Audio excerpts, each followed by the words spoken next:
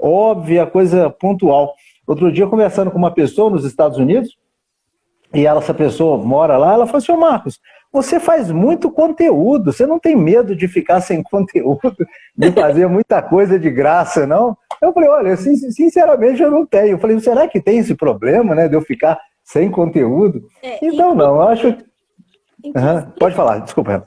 Nós conversamos, né? Nós fizemos a primeira live e eu lembro que você comentou que teve até captação de pacientes na live. Eu fiquei assim, esse tipo de conteúdo, às vezes você está passando tanta informação e as pessoas estão com medo de passar a informação e é mostrando o seu talento, que você tem conhecimento certo do assunto, que muitas vezes você vai fazer captação de clientes, né? E isso você também já está fera aí nas redes sociais. Porque você não precisa nem estar em casa. Né? Você sabe o que eu acredito hoje? Eu acho que hoje, assim, a gente percebe hoje, né, o que eu vejo, tá? Uma coisa que desanima muitas pessoas é quando você faz uma coisa. Claro, o dinheiro é muito bom, né? Sucesso, isso tudo é muito bom. Mas a gente fica num processo de desconfiança quando você está vendo que o objetivo principal da pessoa é o dinheiro, é a promoção. Então, eu acho que em qualquer área, quando você faz uma coisa de coração mesmo, por prazer, por entusiasmo, por chamado, por vocação, o dinheiro, as outras coisas vêm também naturalmente, não é? Vem naturalmente. Agora, o que a gente percebe é muito assim, o pessoal está focado muito no resultado, né? Eu vou fazer isso para atingir aquilo, eu vou mexer essa pedra para esse xadrez, né? Eu acho que não, eu acho que a coisa não pode ser boa só para uma pessoa, tem que ajudar mesmo, tem que, né? Eu acho que isso é muito legal, é muito bom, é muito bacana. Então, né? mas nosso tema hoje é dependência emocional e Isso. acredito que tenha muitas pessoas que estão passando por isso e não sabem que estão passando. Então, acho que é uma boa oportunidade para você descrever assim, todos os sintomas que essa pessoa... sintomas que fala? O que é que a gente fala? As descrições. Olha só. Esteja passando por isso, está sabendo que está passando. A dependência emocional, da mesma maneira, né, que a gente tem as outras dependências aí, né, seja do tabaco, do jogo, do sexo, a dependência emocional, tem gente que nem sabe o que é isso, o que é dependência emocional. Você já viu aquela pessoa que fala assim, que vai comprar uma roupa e ela precisa levar a amiga, precisa levar o amigo, a mãe, porque ela não consegue decidir nada. Ela sempre fica em dúvida numa questão que é para ela. Ou aquela pessoa que vira para você e fala assim, eu não sei o que seria de mim se eu perder essa pessoa que eu estou vivendo com ela. Então, é uma pessoa que vive num eterno medo. A dependência emocional, a gente poderia dizer que é o seguinte, é quando você tem uma ilusão de que você, para estar vivo e para viver, precisa de uma outra pessoa. É uma coisa tão interessante, porque assim, claro, todos nós precisamos do outro para a gente sobreviver, para a gente viver, é lógico. Mas eu estou falando de uma situação que, por exemplo, na dependência emocional, você começa a se importar com a vida do outro mais do que ele se importa. Então, é aquela hora que você entra na vida do outro e você quer tomar conta se ele vai arrumar o trabalho ou se não vai. Ele mesmo não está muito preocupado. Você quer saber o que ele vai fazer, você quer saber... Você acaba se preocupando mais com a vida do outro do que a própria pessoa. Nossa. E é interessante que isso é uma coisa assim, porque, veja bem, a pessoa vai... Você quer perguntar alguma coisa, Renato? Eu quero deixar você perguntar aí, porque... Eu posso falar também, eu estou gostando de te ouvir, mas... falar, a dependência emocional, gente, é porque assim, de onde que vem a dependência emocional, né? Como é que é isso? Bom, a gente não nasceu num pé de jabuticaba, a gente não nasceu numa horta, a gente não veio de um brócolis, de uma couve-flor, de um alface, a gente veio de dentro de um útero, né? Mamífero, né? Dentro de um útero, dentro de uma outra pessoa, né? Que é um milagre, é uma coisa incrível. Então a gente não nasceu num pé de limão, num pé de laranja, a gente já veio nesse plano aqui com um vínculo com uma outra pessoa, uma mulher. Então a gente nasce precisando de uma mulher. Por mais que tenha tudo evoluído aí, funciona assim ainda.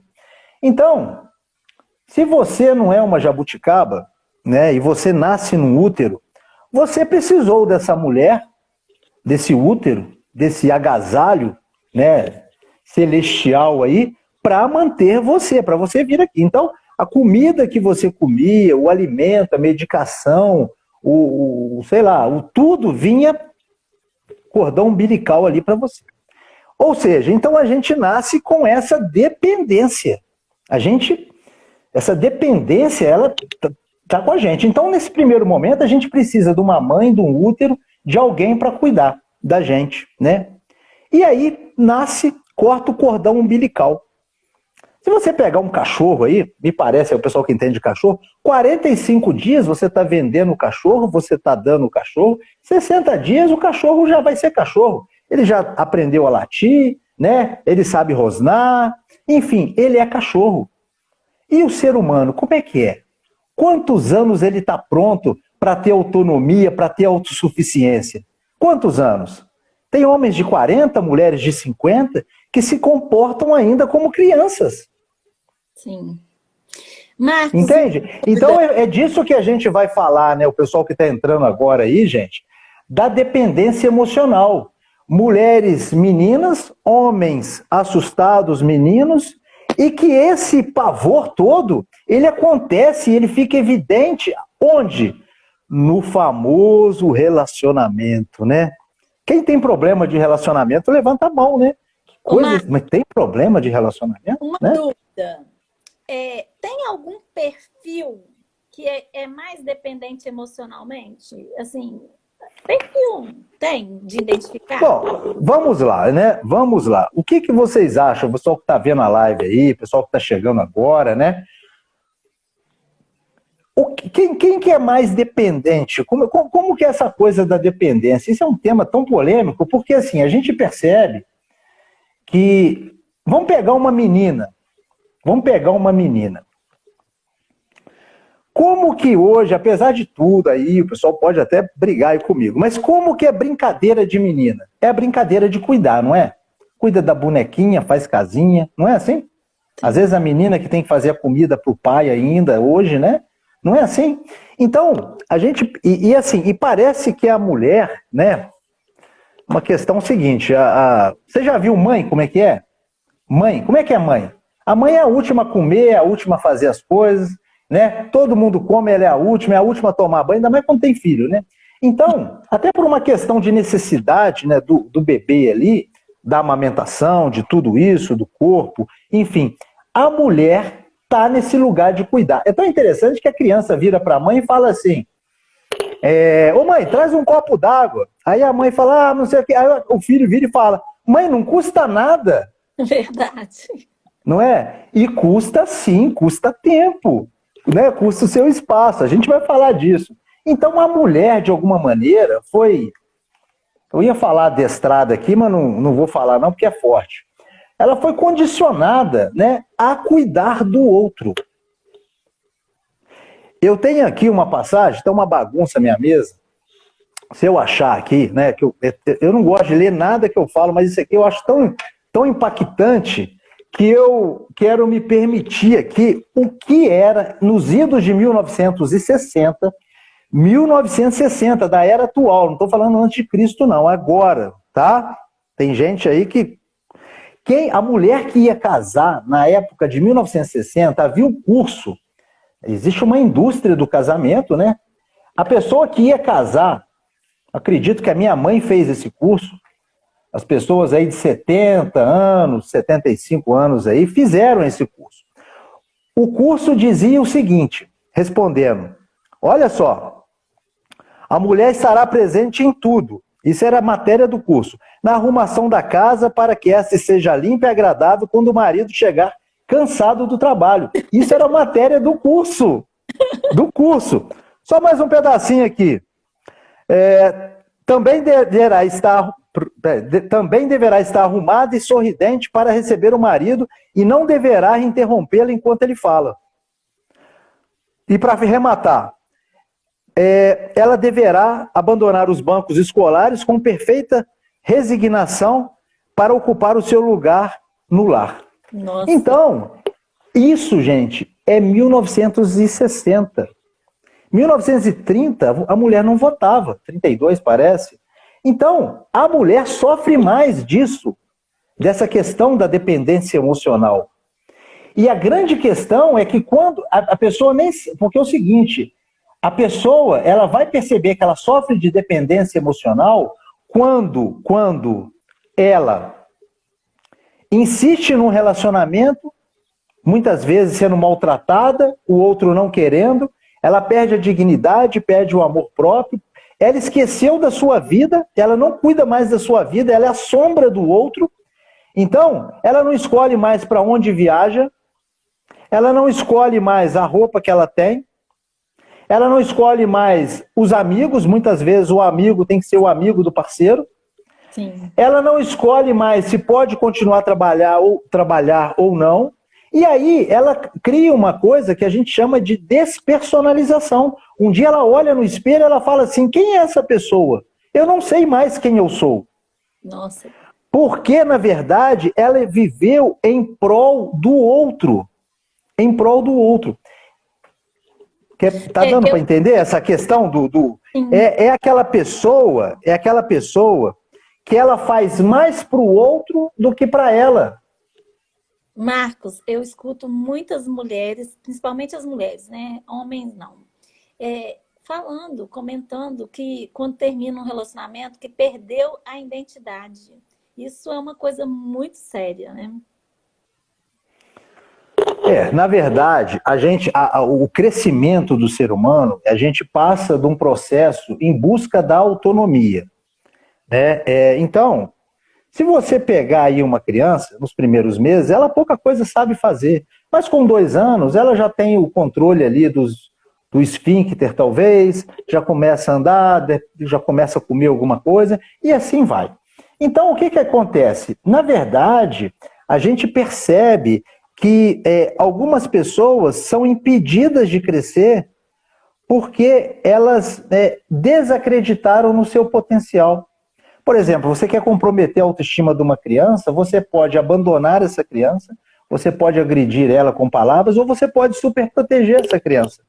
Você imagina você fazendo coisas para uma criança que ela já tem condição de fazer e você continua fazendo. A mensagem que você está dizendo para ela é: será que você é capaz de fazer? Eu duvido. Será que você tem condição de fazer? E ela vai internalizando isso. Então a nossa relação com o outro, né, a família, é fundamental. Por quê? O que acontece? A gente tem essa relação de dependência com o outro desde os primeiros momentos da vida. E aí, vamos imaginar o seguinte, uma menina, uma família, o pai alcoólatra, o pai viciado em jogos de azar, o pai com várias amantes na rua, ou o pai que chega e espanca a mãe. Tem uma menina, uma criança ali, que vai presenciar toda essa dinâmica familiar. Bom, essa criança, ela pode pensar o seguinte: eu tenho que fazer alguma coisa para salvar a minha mãe. Porque ao mesmo tempo que ela tem raiva, medo, tudo misturado, ela tem que fazer alguma coisa. E aí ela começa a perceber que ela precisa ser responsável pela mãe. E o que ela tenta fazer, por exemplo? Ser uma menina perfeita, boazinha. Porque a gente aprende desde o primeiro momento, você pega uma criança e fala assim, olha que bonitinho, olha que menino, eu não sei o quê, ele sabe fazer isso. A gente o tempo inteiro, o olhar do outro tem uma expectativa de que nós possamos corresponder. Não é bonitinho? A criança é aplaudida. E aí, essa menina, ela começa a perceber, de repente, que ela tem que ser perfeita. Que ela tem que ser boazinha. Que ela tem que sempre agradar o outro. Né? E aí, quando ela cresce, ela leva para os relacionamentos afetivos, amorosos, uma matriz desse tipo. Então, ela vai ser aquela boazinha. Aquela perfeitinha. Aquela que está sempre tentando agradar o outro. E tem o vazio interior também, né? Que geralmente o dependente tem. Verdade isso? Na verdade, não tem como você ser pleno vivendo a vida do outro. Concorda? Por mais que você ame o seu filho, a sua filha, quando ele fica doente, quem tem que ser picado pela agulha, quem tem que tomar o remédio, quem tem que ficar talvez internado, é o seu filho. O seu amor não poupa o seu filho dele passar por essas adversidades. E, na verdade, a dependência emocional, a pessoa... Sabe aquela coisa? A pessoa tem um relacionamento, ela está casada com uma pessoa, que a pessoa nunca deu certo com ninguém, não dá certo com a própria família, é irresponsável financeiramente. Aí o dependente emocional é aquele que vai amenizando a situação. Sim. Coitado, ele foi traumatizado, 45 anos, não arruma emprego, coitado, né? A crise está grande, entende? Ele bebe e me bate de vez em quando, ele tem outras mulheres, mas ele teve um trauma na infância, o pai dele... Então o dependente emocional, ele cria uma ilusão de que aquela pessoa, coitada, é um pobre coitado. E, na verdade, esse modelo de ter que cuidar do outro, né, de cuidar do outro de uma maneira que, a princípio, parece muito interessante, é uma forma que a pessoa tem de dizer assim, olha, eu cuido de você esperando que você cuide de mim. Eu faço por você aquilo que eu queria que você fizesse. E são pessoas extremamente ressentidas. São pessoas... Porque, veja bem, são pessoas magoadas, frustradas, porque ela cuida do outro, mas ela fica assim, será que ele vai fazer? Será que ele vai lembrar a data do meu aniversário? Será que ele vai fazer isso? Então elas ficam sempre aguardando aquilo. Pode falar? Eu gostaria que você falasse também dependência emocional. Às vezes o parceiro, né, é muito ciumento, possessivo. Isso chega a ser dependência emocional? Em excesso demais? Olha, a dependência emocional é quando eu vivo a vida do outro, né? É quando eu vivo a vida do outro. É como se você comprasse um terreno, é como se... Quando você vai construir a sua casa, o que você faz? Você se certifica que a casa que você está edificando, construindo, está no terreno que é seu, você concorda? Sim. Primeira coisa, você não vai fazer uma casa num terreno qualquer, porque senão chega a pessoa lá e fala, essa casa é minha. E a pessoa dependente emocional, ela faz a vida dela no terreno do outro. Então, por exemplo, a pessoa nunca pagou um tratamento dentário para ela, mas ela paga para o parceiro. A pessoa nunca estudou, nunca teve condição de estudar, de aprender, mas paga o colégio para a pessoa. A pessoa não compra uma roupa para ela, mas ela inunda a outra pessoa de presentes, mimos e agrados. Se você perguntar a ela, o dia que ela foi na esquina tomar um café, ela nunca foi, mas ela financia uma passagem lá para Porto Seguro, com aquele dinheirinho suado dela. Entendi. E quase sempre ela arruma quem? Quem que o dependente emocional arruma? Outro dependente emocional? Não, ele arruma, por exemplo, o narcisista. Sim. O narcisista, ele quer receber. Quem que quer dar?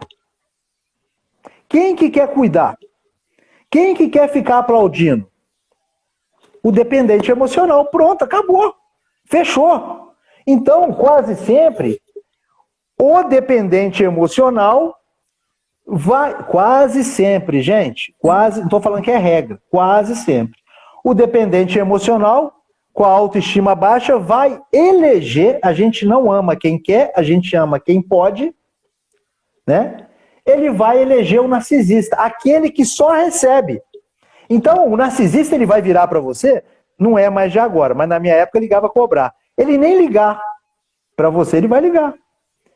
Ele vai virar para você e falar assim, paga um jantar para mim. Você paga um jantar? Vamos jantar? Vamos. Você quer viajar? Paga uma viagem pra gente. Ele não dá nada. Ele se acha o máximo. É incrível. Ele é incrível. Só de estar na companhia dele, você já é uma contemplada, abençoada. Ele não precisa de fazer nada. Ou seja, ele é uma relação, o narcisista ele é infantilizado, porque ele não lida com a frustração, é o bebezinho que está sugando o peito da mãe, que não tem que fazer nada.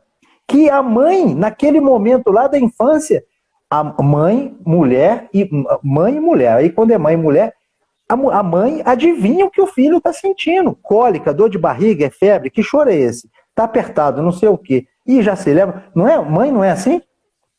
Então, lá na infância, nós tivemos uma pessoa que adivinhava o que a gente tinha. Verdade. Quem foi? A mãe. A mãe. E o narcisista se comporta como esse bebê que está pendurado no seio, no peito. Ele quer uma pessoa que adivinhe e dê tudo para ele. Ele não dá nada. Você já viu criança dar alguma coisa para a mãe? Não, não. É uma relação unilateral. Tudo bem, dá o sorriso, a mãe fica feliz. Mas é a mãe cuida e o bebê recebe. Sim. É uma relação vertical. Vertical, não é horizontal, né? O narcisista é isso. E aí quem tem para dar? Quem está na fila? A dependente emocional, aquela que quer cuidar, que quer sacrificar, que quer esquecer dela, que quer fazer pelo outro, que está fundida no outro. Então, respondendo a sua pergunta, me alonguei um pouquinho, ela se permite ser violentada e abusada. Tira esse decote. Tá bom. Esse batom não combina com essa roupa, está muito oferecida. Tira. As suas amigas, tudo é isso, isso e aquilo. Mulher casada não anda com esse tipo de gente. Tá bom. Você não vai atender mais homem. A mulher, sei lá, é manicure. Não pode. Entendeu? Entendi. Às vezes a pessoa tem um sonho de uma profissão, acaba abrindo mão e só depois que separa vai seguir a profissão dos sonhos também, né? Muita gente deixa de fazer as suas vontades, realmente. E como se livrar efetivamente de dependência emocional? Olha, primeira coisa é a pessoa começar a perceber que a gente tem uma vocação de... A gente veio para cá, né? Para cá que eu falo, para esse planeta, para evoluir. Qualquer processo de interrupção dessa evolução, qualquer processo, gera adoecimento psicológico. Se você pegar uma planta, a planta faz curso para crescer? Não, não faz. Faz faculdade? Faz o Enem, o PISME? Não, não faz. Né? A planta faz curso para ser verde? Não. Jabuticaba precisa fazer curso para jabuticaba ficar pretinha? Não, é natureza. Aquilo acontece. Tem uma força dentro da semente que faz a jabuticaba ser jabuticaba, a palmeira ser palmeira, e o pé de laranja ser pé de laranja, e o brócolis ser brócolis. Tá entendendo? Você tá vendo que eu tô bem natural, né? Só coisa, né? Então, isso é a força da natureza. E do ser humano, a gente tá aqui pra gente ser maior, desenvolver. Quando você passa a acreditar que é o outro que vai ser o intermediário do seu crescimento, você está no sal, você está lascado. Você já viu aquele cara ou aquela mulher que fala, nossa, me apresenta o seu amigo, fala com ele que eu estou afim dele. Nossa, pô, vai lá e fala, meu. Fala o que você quer, vai colocar intermediário, aí o intermediário vai lá e fica com a pessoa, não é assim? Não é? Sim. Ah, aqui, fala lá, dá meu currículo lá. Aí a pessoa vai e pega o trabalho do outro, né? Vai você, seja você o autor das suas escolhas, para de ficar colocando intermediário entre você e o seu objetivo, o seu desejo. Por que a gente fica achando que a gente não tem competência para lutar pelo nosso amor, para se declarar, para pedir um emprego? Por que isso? Por que tem que ter alguém? Aí vai ter alguém que vai vender uma receita para você na internet.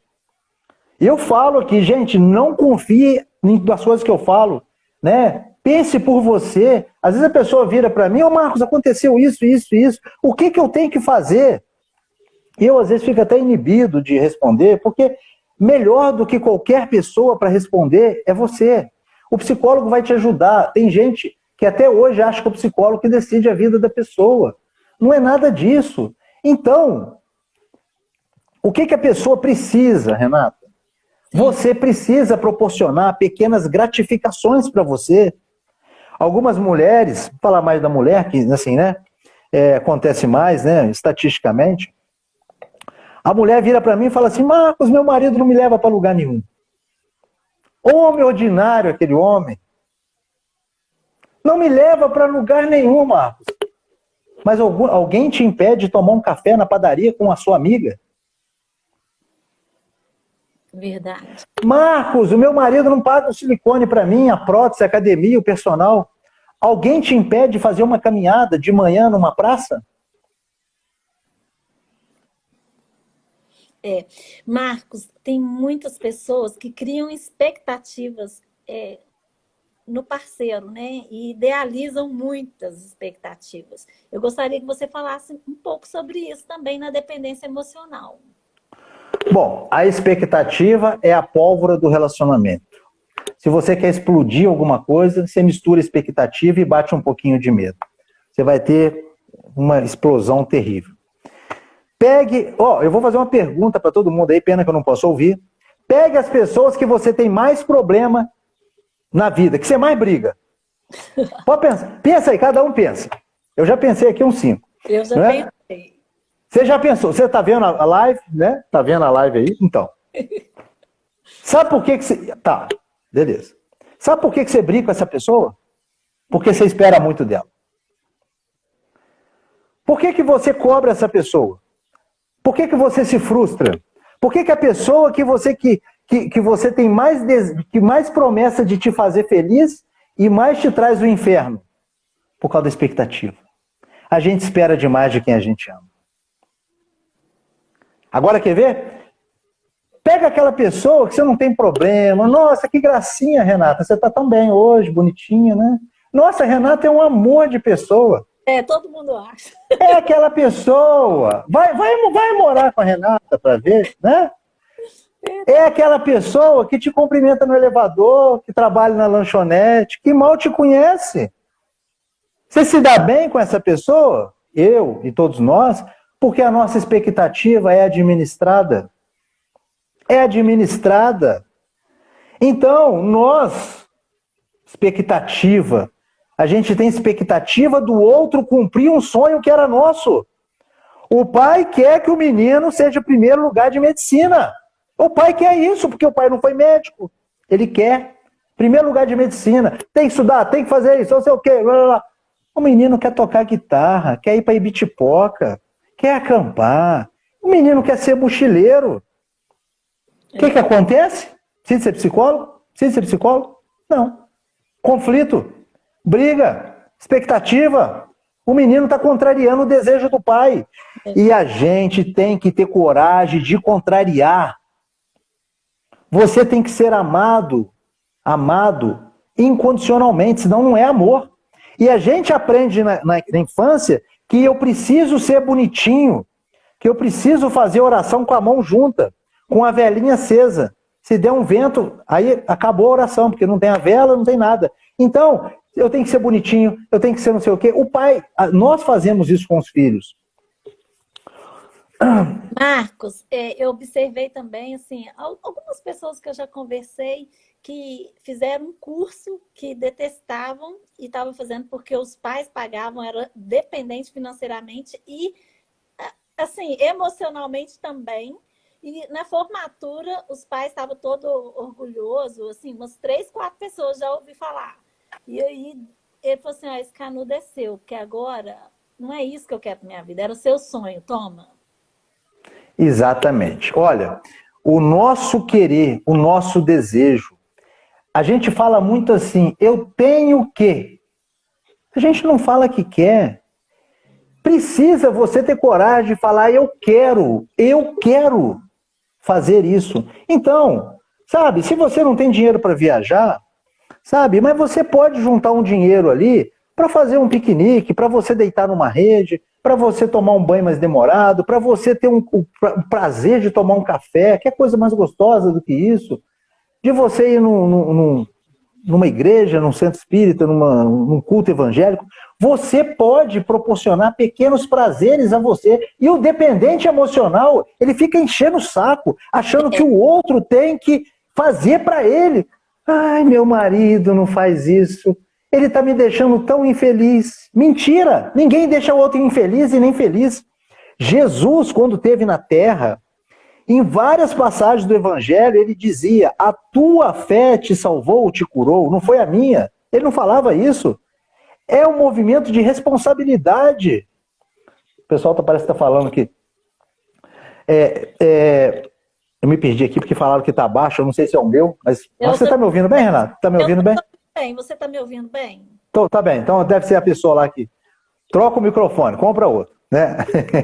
Então, a gente precisa nos proporcionar a nós mesmos aquilo que é responsabilidade nossa e sair do lugar gostosinho, quentinho, aveludado da vítima, do pobre coitado, porque vítima tem essa coisa. Eu não sei se eu respondi, eu acho que eu me perdi um pouco no que você falou. Que você... A Grazi está falando para falar mais sobre como se livrar da dependência emocional, falar mais sobre esse tema, né? E aqui, e teve uma pessoa aqui, mas quando eles não fazem e nem deixa a gente fazer, a gente tem que ter autoridade na vida da gente. Não, vamos lá.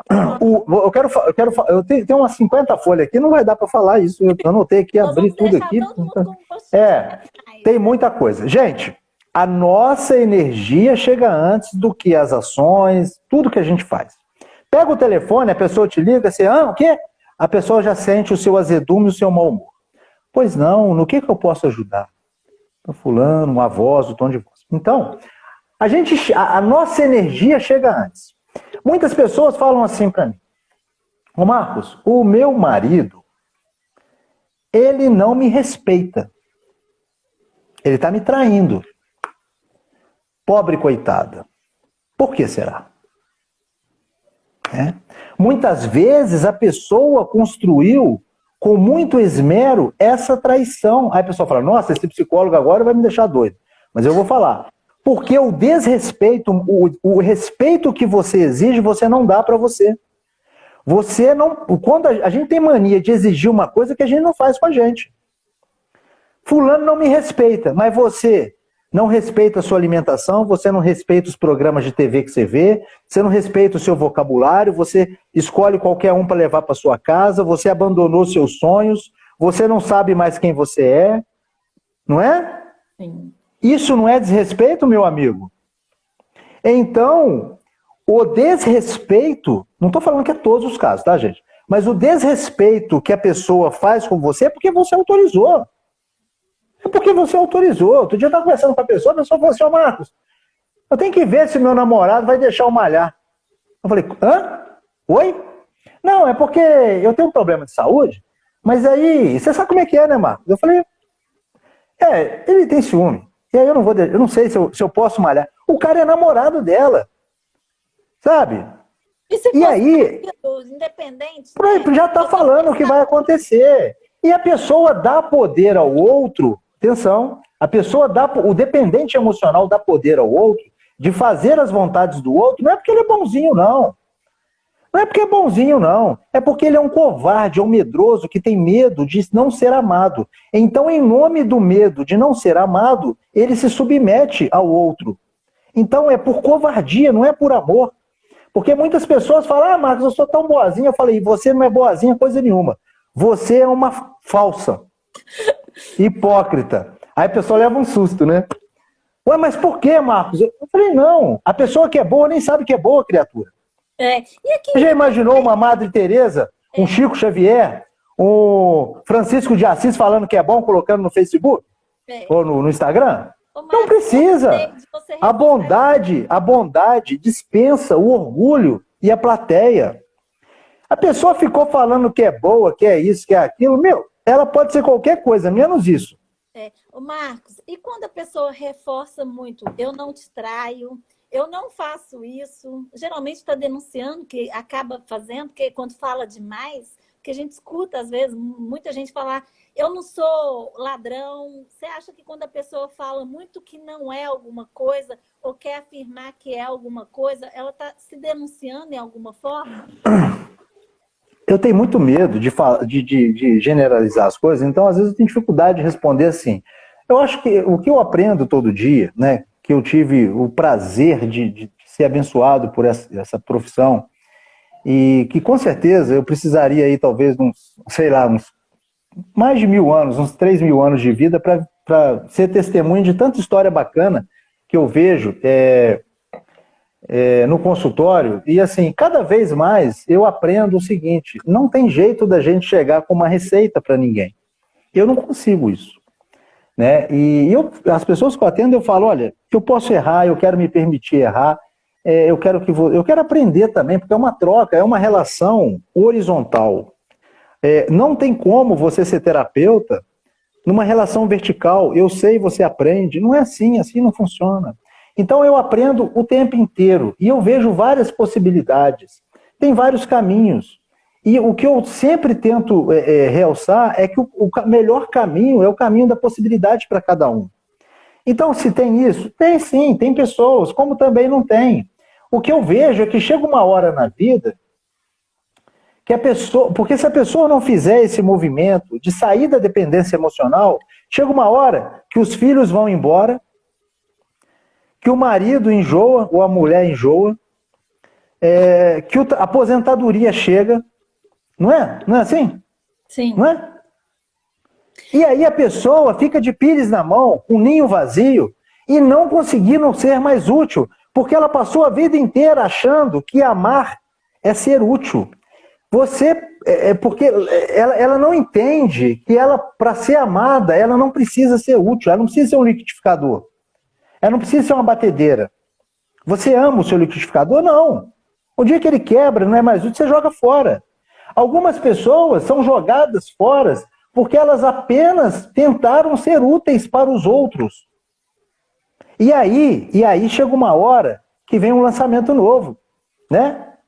Tem um lançamento novo, uma novidade, a novinha, a bonitinha, não sei o quê, blá, blá, blá. Então, você precisa entender de uma vez por todas e celebrar um casamento, porque a pessoa vai falar assim, isso é egoísmo, Marcos?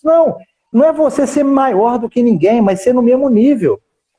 Entende? Porque você fica vendo uma relação, às vezes, de pai e filho, e mãe e filho, e não uma relação de iguais. Porque a pessoa reproduz aquele modelo infantil, materno-filial, paterno-filial. Eu só dou, eu sou o fodão, né? Eu sou o pai, eu pago. A gente vai decidir onde vai viajar, tá? A gente vai para Cancún, para Guarapari. Dá bom. Você vai comprar essa roupa para você, tá, não sei o quê. Eu decido tudo. E a pessoa só... tá bom. Que relação é essa? Que relação é essa?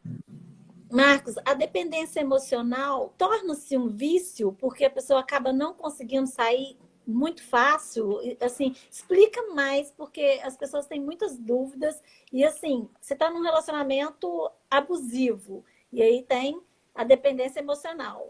Fale mais sobre esse tema aí para esse público. A dependência emocional, vamos falar o seguinte, ela é o pior dos vícios. É o vício que não tem aquele alerta que vem no cigarro.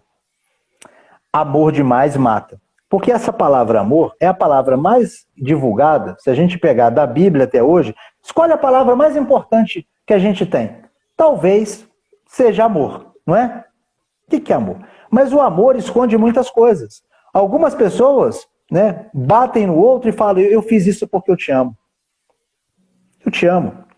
Eu peguei o seu dinheiro porque eu te amo. Eu fiz isso porque eu te amo. Então, em nome do amor, se justifica muitas atrocidades. Até na história da humanidade a gente viu isso.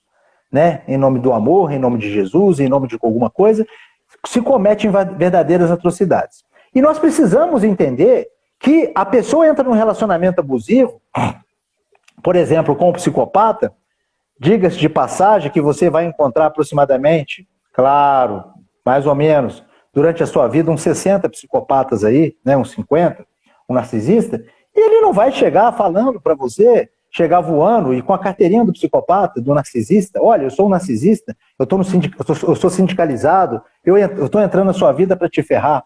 Não, ele vai chegar extremamente agradável. A fase do psicopata, eu sempre falo, são 3. É a conquista, o domínio e o descarte. O descarte mesmo, igual o celular velho. No domínio, na fase inicial, ele vai ser um cara encantador. Você dá 2 gravetos, 2 palitos de fósforo para ele, ele traz um arranjo para você, uma mesa de madeira. É um cara habilidoso, eloquente, charmoso, quase sempre o sexo é muito bom, sabe? Pode estar no púlpito da igreja, ele pode estar na cobertura de luxo, ele pode estar no fórum, ele pode estar no consultório luxuoso, ele pode estar no happy hour, no barzinho, ele pode ser um empresário, ele pode ser qualquer pessoa.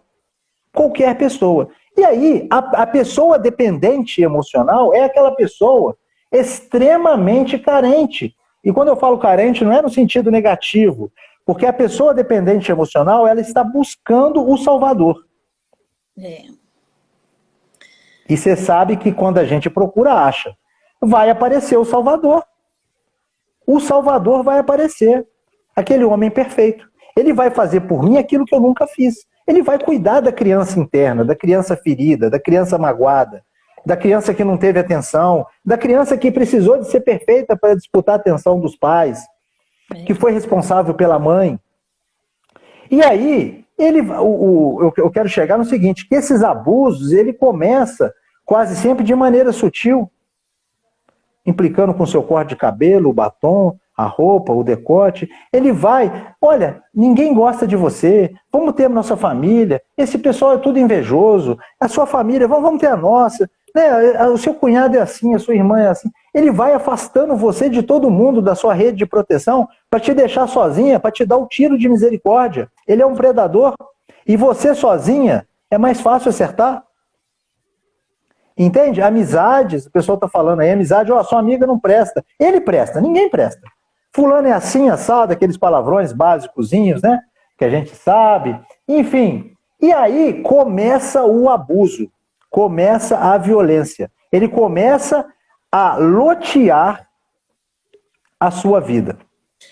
Marcos, eu estava estudando sobre narcisista. Você acabou de falar sobre psicopata, né? E psicopata tem muito tema aí para você falar. E como a gente também combinou que ia falar mais sobre o narcisista, então eu gostaria que você falasse assim, um exemplo. O narcisista, quando ele encontra uma pessoa para ser parceiro, geralmente ele escolhe, analisa bem a vida dessa pessoa, que tem que ser uma pessoa com muita luz, né? Muito sucesso. Às vezes eles gostam realmente de sugar, né? Deixar a pessoa depois sem energia nenhuma, que eu já li sobre esse tema. Então, se eu estiver falando alguma coisa que você discorda, eu gostaria que você falasse. E aí, eu vou te contar enquanto o narcisista não consegue acabar com a vida dessa pessoa, a energia dela baixar, ela ficar apagadinha, ele não abandona o parceiro. É verdade isso? Bom, vamos lá. O narcisismo, ele tem uma estratégia de manipulação muito sofisticada, né? Falando do narcisista aí, pegando os transtornos aí, né? Do borderline, da psicopatia, do transtorno de antissocial, enfim. O que acontece? Você tá louca. Uma frase comum. Você tá louca. Não é nada disso que eu queria falar. Você está precisando de um tratamento. Eu estava brincando com você. Eu estava brincando. Você está muito sensível. Quem nunca ouviu isso? Sim. O narcisista transfere a culpa para o outro. Você é culpado. Inclusive, a pessoa ela vai para a terapia exatamente porque ela acha que ela está louca. Por que ela está louca? Porque aquele cara encantador do primeiro momento, ele simplesmente evaporou, ele sumiu. Porque, na verdade, ele não sumiu, ele nunca chegou. Ele nunca foi assim. E aí a mulher pensa, tal como a criança assustada. Tal como a criança assustada, o que eu posso fazer para corresponder à expectativa? Vou me esforçar mais, vou me sacrificar mais. Eu acho que eu estou doida mesmo. Entende? Eu acho que eu sou o problema. Então, essa questão do narcisismo, eu vou te contar uma passagem, certa vez, teve um crime nos Estados Unidos e o pessoal pegaram lá o cara e ele havia a suspeita dele ter matado 13 mulheres. E aí tentaram extrair dele uma confissão, né? E ele, não fui eu. E tentaram de todas as maneiras. Sabe como que conseguiram? Quando falaram para ele que havia tido um outro serial killer ali, que havia cometido 30 assassinatos. E aí, quando apelou para a grandiosidade, para o feito ele acabou confessando. Entende? Então o remorso, a compaixão, isso não. Agora o senso de grandiosidade desse feito enorme, né? Porque, não sei se o pessoal sabe, Narciso da mitologia grega, filho de deuses, né? Ele se apaixonou, existem várias versões, mas assim, ele se apaixonou por uma mulher, se apaixona por ele, uma ninfa, e ele fez um pouco caso, né? Dessa pessoa, né? Dessa jovem lá. E a mãe dela, também lá da mitologia grega, jogou uma praga, né? Falou que ele se apaixonaria por alguém, mas não poderia também ser correspondido. Nossa. E aí, certa vez, ele tomando água no riacho ali, quem ele vê? A imagem dele. Ele ficou enamorado, encantado. Ficou tão encantado e tão enamorado por ele mesmo que ele se lançou naquelas águas. E ali ele sucumbiu, morreu, e aí nasceu a flor, né? Narciso, né? Então, essa mitologia, quando você tem uma questão vamos dizer, da autoestima descontrolada, né? Quando você passa a ser arrogante, quando você se apaixona, aquele exagero, né? E aí é claro que quando você é um narcisista, você entra na relação e não pode não ter troca, porque você não quer dar nada. Você só quer receber. E eu te pergunto, qual relação vai se manter sem troca? Verdade. Marcos, o assunto tá maravilhoso, tá tudo gostoso, mas eu tava vendo aqui as horas. E a live pouco tempo aí, a bateria do celular tá acabando também. E assim, tá bom, eu gente. sei que o público tá querendo ouvir mais, o tempo tá muito gostoso, eu não queria nem terminar essa live, mas pelo tempo a gente vai ter que encerrar. E eu quero agradecer a todos os participantes da live. Eu vou deixar a palavra agora com o Marcos, né? Que é uma oportunidade aí de você falar mais sobre o seu trabalho e para a gente encerrar a live, porque vai encerrar e a gente não vai conseguir despedir do público. Bom, gente, eu quero falar do meu Instagram lá, acho que tem muita gente aí que me segue também, né?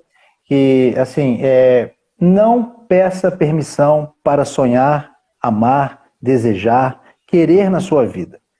Nunca é tarde para você desencaixotar os seus sonhos, os seus projetos, a sua vocação, o seu chamado para a vida. Então, se você, de alguma maneira, estiver precisando da tutela do outro, da autorização do outro, para viver, para existir, para sonhar, para desejar, para ser você, para ser único, porque nós somos únicos, Renato. Se você pegar uma árvore da mesma espécie, vai ter uma pigmentação diferente na cor, não é? Vai ter um tronco com uma marca diferente. Então, na mesma espécie na natureza, a gente tem a diversidade. E é isso que te faz especial e importante, porque se você ficar se comparando com o outro, querendo se adequar a um formato do que os seus pais quiseram em nome do amor, do que o seu marido quer, do que o seu filho espera, então é preciso você ter coragem de contrariar, de dizer não. E mesmo assim, entender que você pode ser amado, porque muitas vezes o maior medo nosso é o de não ser amado. Tá? Então sempre é tempo para você. Depois você me manda essa live, porque eu nem sei, eu acho que tem jeito de mandar. Vai ficar salva, que eu pedi o Gabriel para salvar pra gente. Vai ficar depois até no YouTube. Então, gente. Obrigado, tá, gente? Live, compartilha com os amigos, com as amigas. Convide todos a conhecer, né, o Instagram do psicólogo Marcos Bersan. Fácil achar. É igual cachorro, aqueles cachorros na porta de açougue. É fácil, né? Seguidor. E aqui, vamos ter uma live em breve, que eu tenho certeza que o Marcos está amando essa participação e o público está pedindo bis. Então, nós vamos dar andamento a essas lives, que está muito legal. E, infelizmente, eu não vou poder continuar a live, que o pessoal falou, encerra e volta outra vez, Renata. Mas é porque eu vou ter outra live agora, que eu vou estar apresentando a revista Panorama. Então, gente... Beleza. Valeu, Renata. Obrigado também. Valeu. Tem muita coisa para falar, né? Mas tá bom. O público e acompanha aí nas redes sociais, compartilha com os amigos, que vai fazer a diferença pra gente. Faça comentários na hora da live aí. Os comentários ajudam bastante. Isso aí. Um abraço. Beleza, gente. Valeu, tá? Beijo para vocês. Beijo. Valeu, tchau.